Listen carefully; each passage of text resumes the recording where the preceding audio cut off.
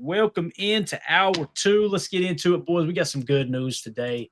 Good news. And no surprise, this dude's an absolute man bear. Josh Jacobs, I went live earlier because they said he was going to practice in a limited fashion.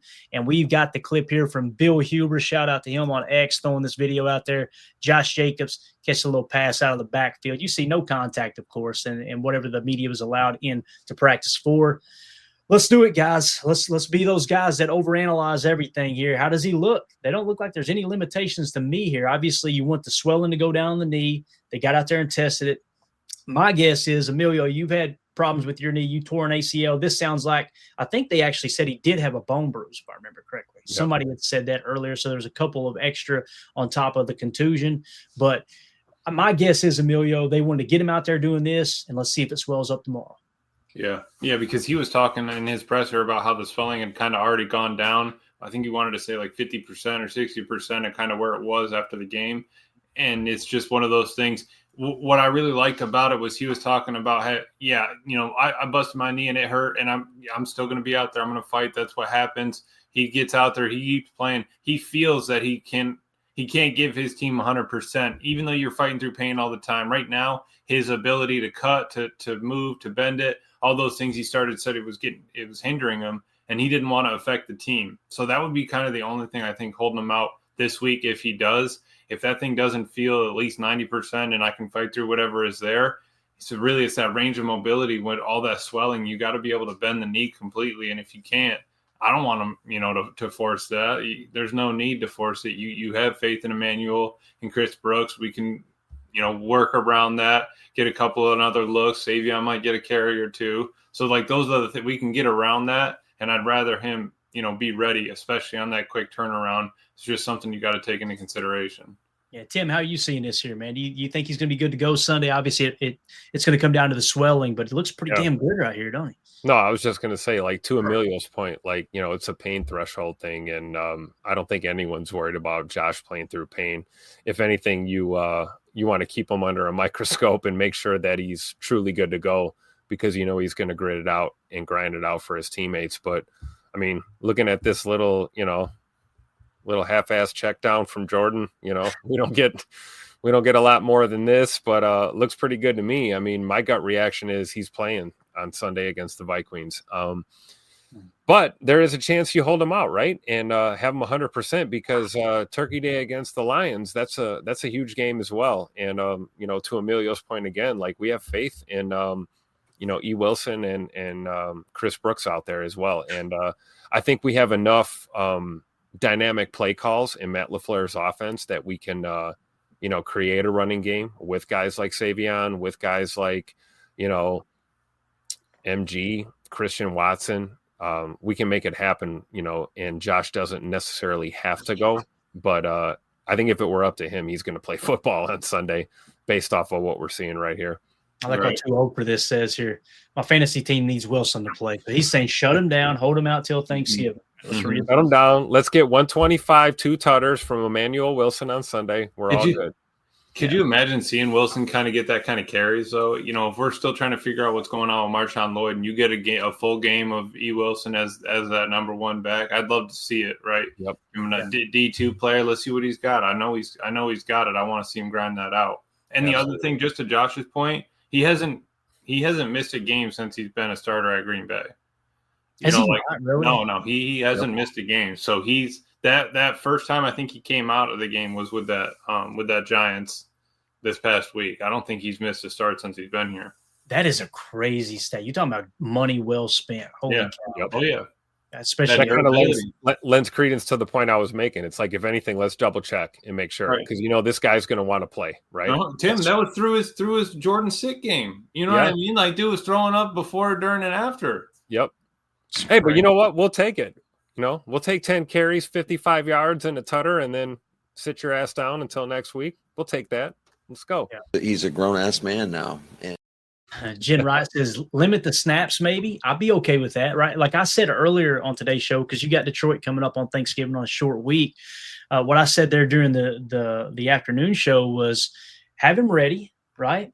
Go out there, and if you get a crucial 3rd and 2 or whatever, you want to use him on a passing play, walk him out, march him out there, get him a couple snaps. And if you're able to capitalize on a couple of JJ McCarthy turnovers or something, right, and you go up by 10 points, phase him out a little bit, let Emmanuel Wilson press in, let Chris Brooks press in a little bit. And then if they come back and they make it a 1-score game, bring Jacobs back in, keep him on that snap count as you need him. I think that's probably the best way to handle it, Jen. I think that's a great point. Scared money don't make money. That's right. And Joe Pack Joe says, we getting Pert Jacobs? Possible? Ooh, we got the video there, Tim. Hit my knee. Love the announcer looking at him like, boy, he's 3 sheets to the wind right now.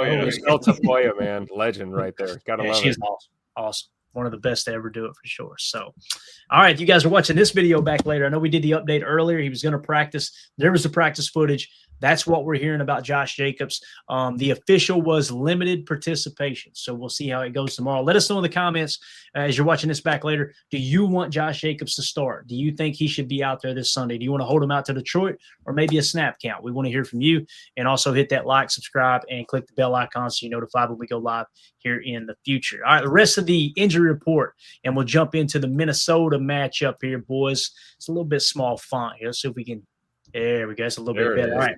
This is a CVS receipt. We know 90% of these guys are going to be playing football. Let's start with the did not participates, okay?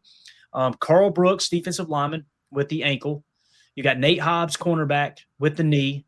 And then you've got our boy Quay Walker, did not participate both days with the neck injury, okay? So we'll keep an eye on that. Now, the only thing that changed, Josh Jacobs went from did not participate to limited, and then Bo Melton was not on the injury report on Wednesday and then popped up today limited with the shoulder. So I'm not overly concerned with this stuff other than Quay.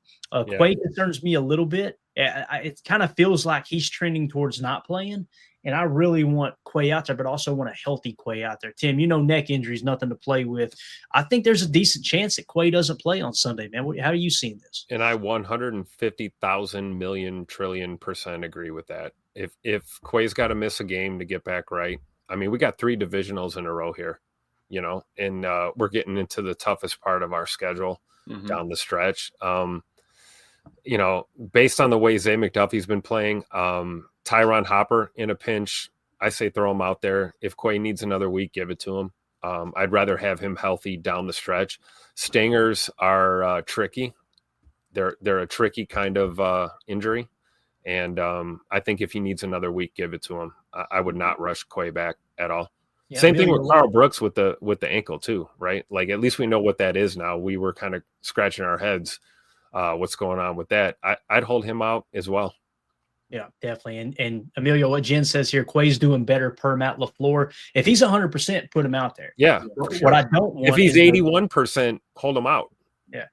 What I don't want is a 90% Quay this week that turns into an 80% Quay next week, and then he misses the third divisional game, and it's progressively getting worse. That makes sense, Emilio? Yeah, absolutely. Yeah, if you're gonna have to run into a battle with one without Quay, you almost kind of would want to lean on this game. You think that you're not looking past the Vikings or taking them lightly at all. You just say, hey, maybe with the quick turnaround, and we would really want them on Thanksgiving against the Lions because we got to stop Gibbs and all that. We know what we're getting with Jonesy and all. And so I think that the best option, if he's hurt, let's sit him out another day. It's all right. We can get moving. Hopper's playing a little better. McDuffie's playing pretty decent this year. And you've got Coop.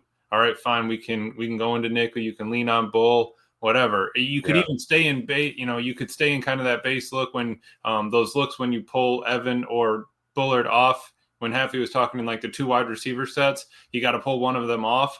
Maybe you could still keep one of those on, still go 2 backers, and you're still kind of in good shape. Maybe you just lean into nickel a little more. Yeah, as DJ Schultz said here, Hopper on the loose. Ooh. Coach Lynn says Hopper time. McDuffie been playing pretty damn good football too. Now maybe they see Hopper as that second nickel back, right, and just keep. Yeah. I think the reason McDuffie's playing so well, Tim, is he's playing good in that base 4-3, right? He's kind of found his role, found his niche, and he's played it really, really well. So if you go throwing him in all the nickel sets, maybe that throws him a little off tilt, as where Hopper can come in fresh legs and see what he's got. And there's not been any very, very minute snaps of Hopper this year, right? However, preseason and anytime he's in there, I'm looking at him going, this dude looks like he belongs. Yeah. Our only gripe with Zay McDuffie's been the coverage assignments, right? And even those are still, I don't care what anyone says. I mean, I think he plays coverage as good as you can ask a linebacker of his stature to play coverage, especially down the seam. But yeah, maybe you let him play downhill. Maybe you put him in that Mike spot, green dot, and let him, work on the run fits and, trust your young linebackers, Tywan Hopper, Edrin Cooper, let them be your coverage guys, and let Quay get another week to get that together. I would agree with that. And the offense can help out too, Tim, right? If we get out to a little bit of a lead, you kind of add to that lead. They're not able to run it as much. You're not worried about the backers having to come up and fill the gaps. Perfect. Yep. We can Amen. a bit more nickel and dime. Sometimes the best defense is a good offense, right? Absolutely. Mm-hmm. And vice versa too. Minnesota Vikings side of the injury report here. Christian Darrisaw was full participation Wednesday. He popped up today and did not participate with a knee injury. Now, I know they've been a little bit banged up. It was my understanding they were finally going to have their 5 that they wanted on the field all year long. They were finally going to get them on the field together this week, if I understood that report correctly. But Christian Darrisaw looks like he took a step back today. Will Fries, their guard, did not participate Wednesday. He's going in the opposite direction. He was limited today with the knee, so he seems to be getting a little better.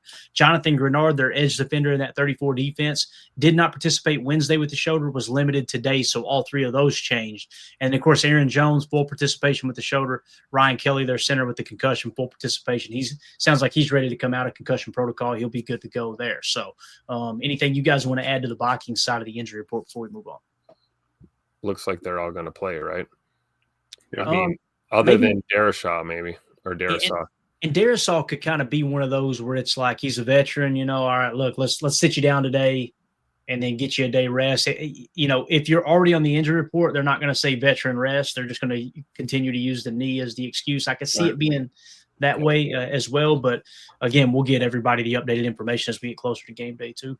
For sure. I think Grenard's the one to really look at, though. Going from DNP to limited, he's probably going to go in.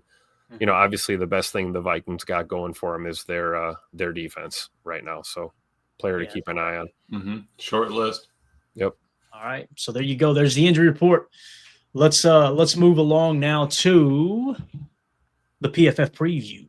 All right. We kind of hit this yesterday. Let's just take a quick glance at the line one more time.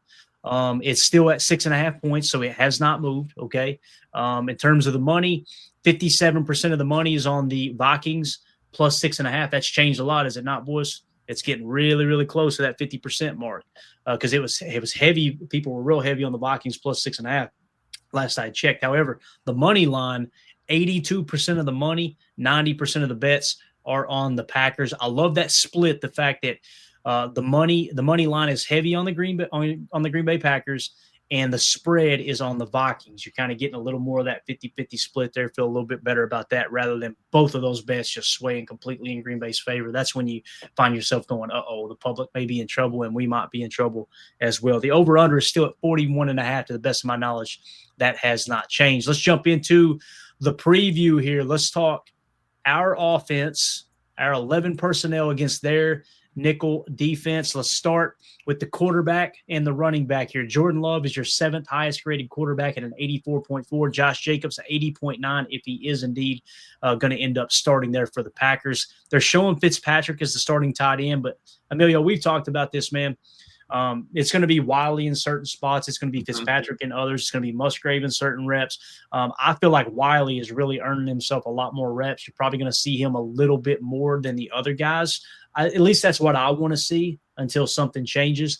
But again, that's how your quarterback, running back, and tight end looks. Let's talk about what their linebackers look like, since that kind of matches up pretty well with the running back and the tight end. They've got Blake Cashman, 64.3, Wilson with a 59.0, so the 36th and 46th highest graded linebacker core. They do have B-Flow over there as DC, but I kind of like the way we look on the matchup here if Josh Jacobs is a full go, man. Yeah, absolutely. The interior there's going to be, it kind of always comes down to the trenches. I think this game, again, we really need to kind of run the ball. It just seems like it's something we lean on every week. We need to make it happen. Jordan's got to spin it. But our matchups, yeah, they're not bad. You're happy with Tom. Walker's been good this year. Let's see what's up with Ryan, see if he can get squared away, not having to go up against Dexter Lawrence, and see if he's going to be able to hold it down at center there. Morgan, I'm excited for him. Get that number up a little bit, get some more reps. And, Wiley's kind of the Fitzpatrick of last year or the Brooks of the year before, when you kind of come in and then you almost have a niche in a role that we needed you to fill right that time. I'm hoping that he can keep doing it. He's a huge, fullback, whatever he is, tight end and we got to use him. Yeah, and you can see Musgrave is continuing to struggle with 48.7. He had a lowered snap count last week. Of course, they're not going to use him as that H, line him up at you, bring him in at H, and run him like a fullback. That's going to be Wiley's spot, I would imagine. Fitzpatrick can do some of that too, but I think they'll probably continue to press into Fitzpatrick and Wiley moving forward. Let's talk about the trenches here a second, Tim. From left to right at offensive line, let me go back to 11 real quick. I apologize.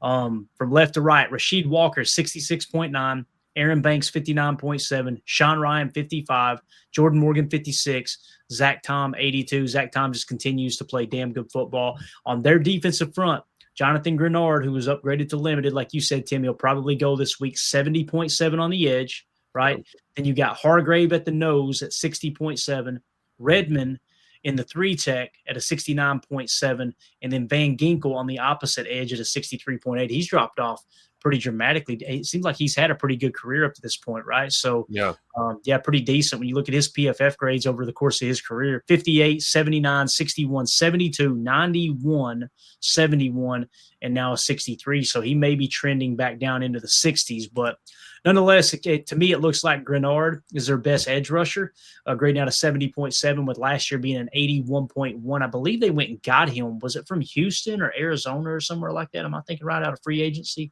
I believe they signed him. Yeah, I want to say Grenard was Cardinals, right? Might have been. Yeah. Oh, yeah, no, you actually might be right, Cardinals. So one of those two. That's how their defensive front matches up against our offensive line. Tim, how are you seeing that? Anything you guys want to add? Emilio, get your take on it as well. Normally, I'm a big fan of let's try and run some outside zone or run off tackle, but I'm looking at this and let's run it between the tackles, man. It's going to be about the run game. And, you look at the backers too. We got Eric Wilson back there. You got to establish a run against Minnesota, but, in the trenches, I'm really Sean Ryan's under a microscope in this game for me. This is going to be the game to really tell me if he's going to be that look at center going forward, with Big E going down with the foot injury and the surgery and all that. I'd like to see some running in between the tackles just to keep that defensive front honest in this game. Emilio, one thing, and DJ Schultz in the chat, thank you so much, buddy. He confirmed it was Houston. It was Houston. I knew it was one of those Southwestern teams, but Emilio, when you look at this, I like our matchup a lot better against this front because there's nobody out there named Dexter Lawrence. Redmond, pretty stout though, right? 75 last year, minimal snaps. This year, 69, not bad, right? 6'2", 291. He was undrafted, it looks like. However, boy, Dexter Lawrence wrecked shop last week. So maybe Sean Ryan can get a little breather this week, not having to go up against a Dexter Lawrence, right? Mm-hmm. No, that's going to be huge for him because, you saw what happened to Glover. Obviously, it's tough to go against those big guys. Jalen Carter, Dexter Lawrence, same idea, dogs, and that's kind of where they've been the past 2 weeks, right? You go up against two stout interior D linemen. What's going to happen moving forward when you don't have that? Can we still get to your spots? Can you still get to the second level? Are you still able to, to turn them, get that outside leverage? And again, communication, snaps. We got to make sure that exchange is smooth between Jordan. How many times have they actually done it? Repping it out. All these things need to happen for him. Like Tim said, you're kind of under a microscope this week because we need to make sure that we're squared away moving forward. It's not like you have a bunch of other options, but it needs to happen that we know that we can count on him. And I think we can. I think that he's done all the work. He's been through the ups and downs prior to. This is his chance. I think he knows that. I think he's ready to step up and do it. And he's done everything else we've asked him to do when we've called him in earlier this year. So It's just, all right, now you're actually starting. You're going to be there. This is going to be your spot for the foreseeable future. There's not much else to it. So those interior three need to get that chemistry going, and we need to make sure that we can seal that up. If they get jumping, punch them in the stomach. On runs, we need to road grade and protect J Love. Yeah. And something else worth mentioning, guys, they have the 13th best scoring defense in the league, and they're 8th in yards per play allowed. So they're a solid defense. You got to look a little bit beyond some of the final scores. Obviously, they're turning the ball over like crazy on offense, and that's why you see some of these scores inflated. That's why I like the points per play and the yards per play.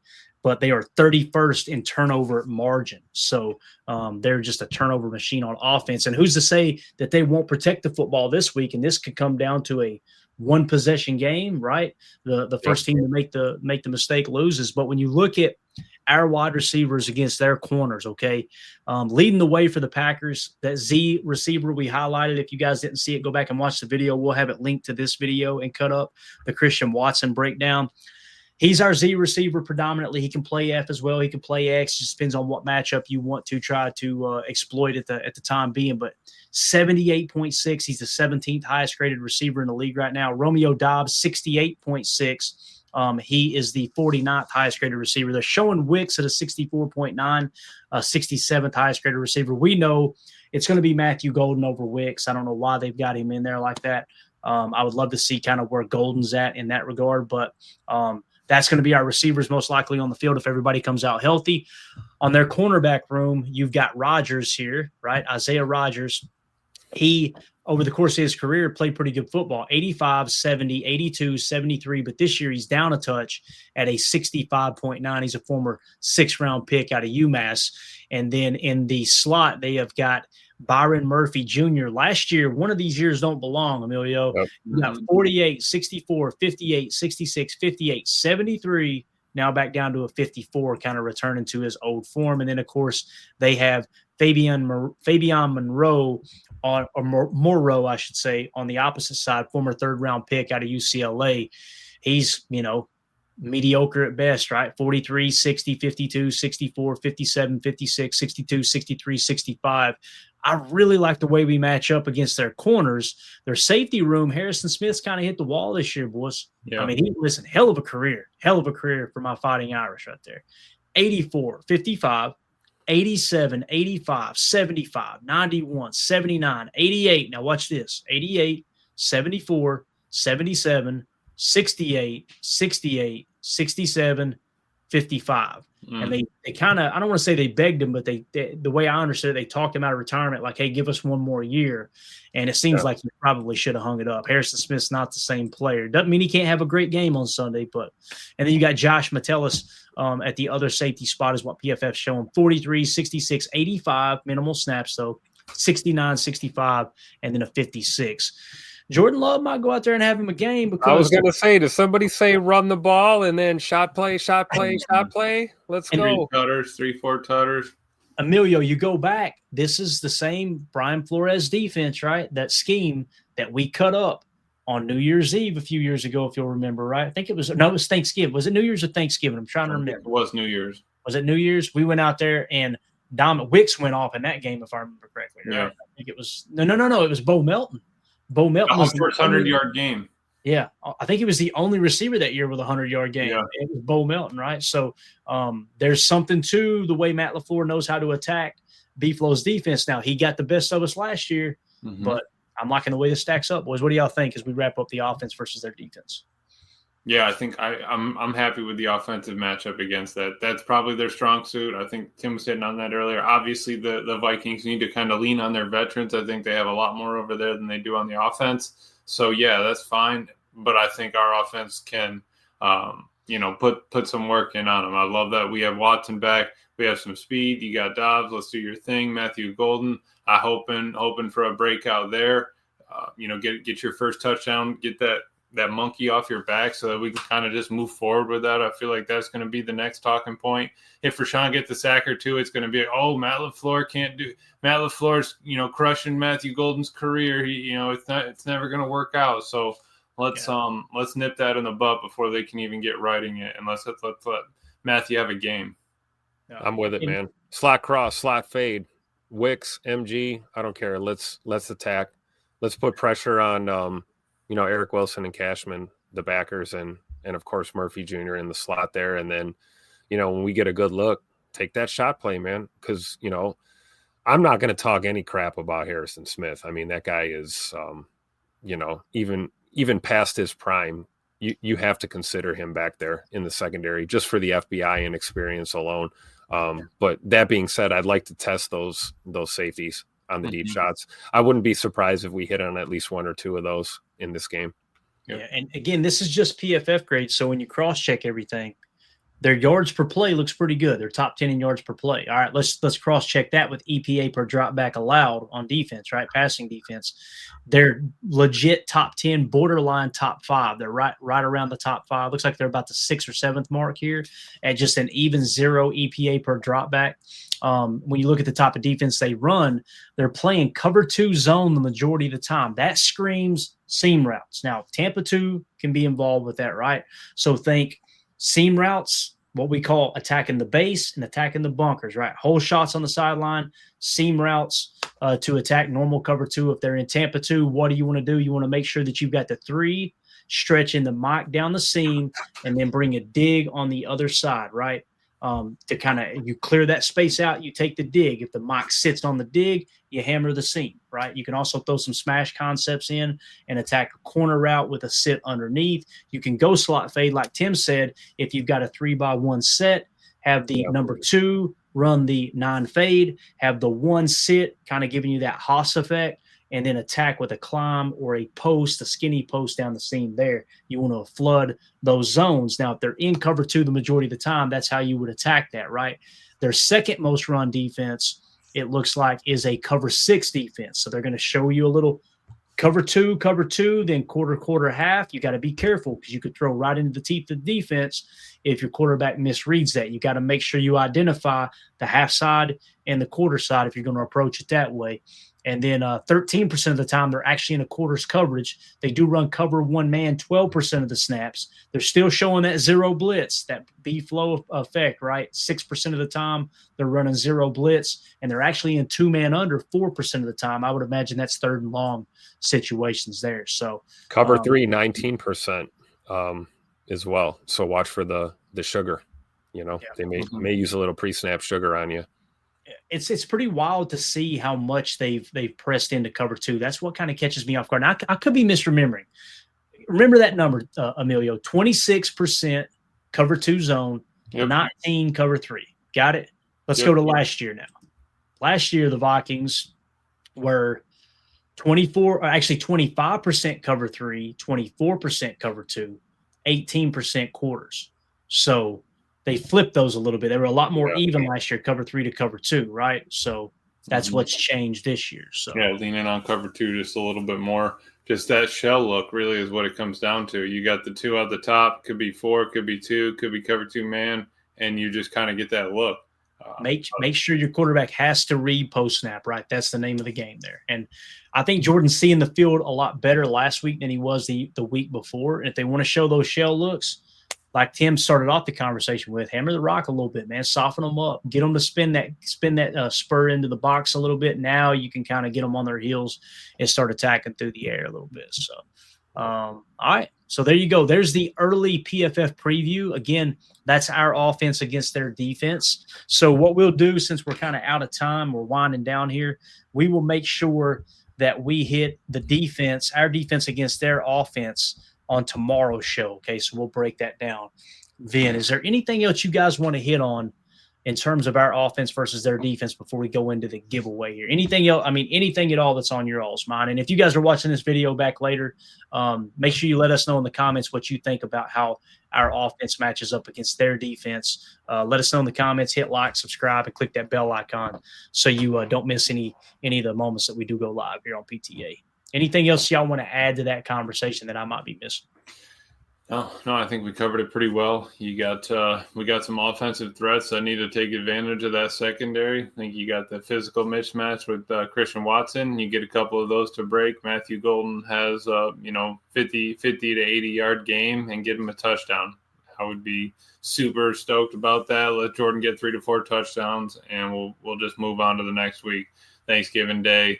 Clayton taking a nap before the game's even over. And falling asleep with a plate on his belly on the couch, right? No show because he's just out like a light. And I like that point, though. Big shout out MG, man. I think we're going to get our first Matthew Golden Tutter on Sunday. Shout out my brother from another mother. Tony is going to be at the game. He's coming up for the Vikings game. He's going to be there. So a little late belated salute to service. I hope he gets to see a Matthew Golden touchdown in person at 1265. It'll be awesome. That's awesome. I'll tell you this, man. Y'all start mentioning Thanksgiving. It's that time of year for my announcement.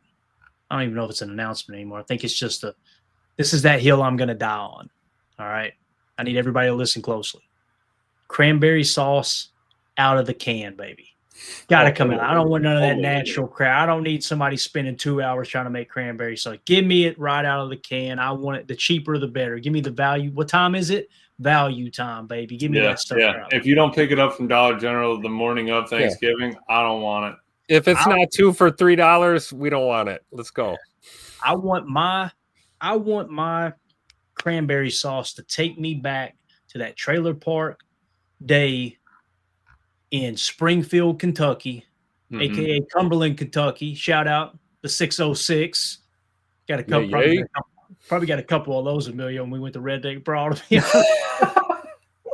But yeah, take me back to the trailer park. I gotta have the canned cranberry. Jordan says if it doesn't have the ribs in it, it's a wrap. I don't want it. It doesn't have the rib. It's it's got to come out looking just like the can that it was in. Otherwise, we don't want it. I want that stuff shaking like Jacob's employees over there at the office. You know what I'm saying? It's got to be shaking out the can. Look at Donovan Schilling. Canned is GOAT. That's what I'm talking about, man. That's what I'm talking about. Jason Wise says the rest of us eat our cranberry sauce with one pinky up. See, you lose holler cred. You heard of street cred. You lose holler cred back home when you eat that stuff, man. You got to be careful with it. So. Doug says, Clayton, you want the full jelly version on the or the loose berries and thick jam, man. I'm telling you got to have the can. You got to have the jelly version, man. Yeah, got to. If there's berries in there, that means it's fresh. We don't want any of that. Yeah. Tatchison's got it right here, boy. 3 days later, make you a turkey sandwich, spread that stuff like jam. Yeah, right, let's go, dude. You kidding me? I'm ready for the turkey comb. I'll tell you what else I'm ready for, boys. Let's do a giveaway here, man. I feel like it's been forever since we've done a giveaway. And this one is going to be a Josh Jacobs jersey card, all right? So this was nice. I'm trying to think if this was Rick Kruger that donated this. I think it was. It may have been Bates. I apologize. But this is a Max Impact Prism card, Josh Jacobs, all right, from Panini.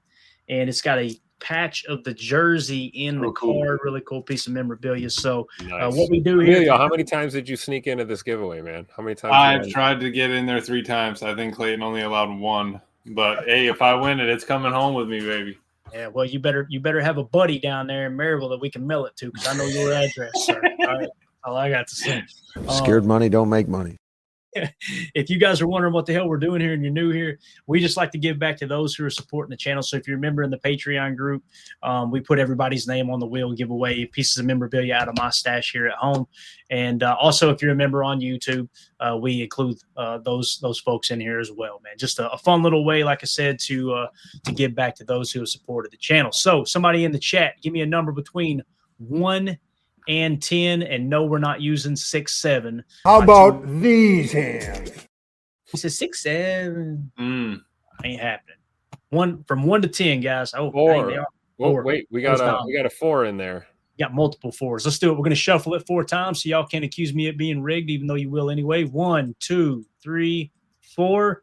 Let's spin this sucker. The winner of the Josh Jacobs jersey card is big money, no whammy. Big money, no whammy.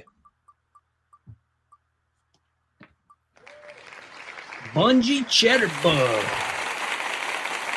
Here's the guy. Bungie Cheddar Bug, come forward and get your prize.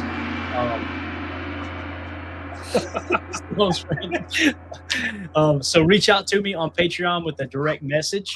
Or you can shoot me, if you're not on Patreon and you're a member in YouTube, shoot me a text, 865-658-5824. That is the Packer Fan Total Access hotline that we don't give out often because I get harassed on it occasionally. So, but yeah, Donovan Schilling said, that's Clay's burner. If I've ever heard one, you're probably right. So, and again, if you guys want to support what we do here, the best way to do so is just join our Patreon community, patreon.com/Packer Fan Total Access. Let's get that pinky off the thing before I throw up. There you go. It's patreon.com/Packer Fan Total Access. $3 get you access to the site, everything on there. The Christian Watson stuff that we showed you earlier, it was up there earlier today, so you get that firsthand or first dibs on it, and then you're kind of prepped for the show that night. We also got multitude of chats. We got fantasy leagues going in there as well. So it's a lot of fun. It's a growing community, and just want to say how much I appreciate everybody in there. So, boys, appreciate y'all's time tonight. This was a lot of fun. 100%. Appreciate you. All right, we'll be back tomorrow, 6 p.m. Central for PTA Live. We'll break down at some point. We'll break down our defense against our offense. I may do that early in the day, and we'll have plenty to talk about tomorrow as well. So, everybody, thank you so much for the time. Thank you, Older Than Dirt. Appreciate it. Says great job, guys. Take care. Thank you all so much. So, Dirt McGirt. It's a $3.99 per minute service on the hotline. Come on now, you're gonna get the feds after me now. That is not true, Turt. Okay, gotta be careful with that. So, all right, everybody have a great night. We'll see you tomorrow. Like I said, hit like, subscribe, click that bell icon for us, and everybody have a wonderful evening. Emilio, give him the creepy Jacob wave. Bye. Here we go. Nice. Bye, guys.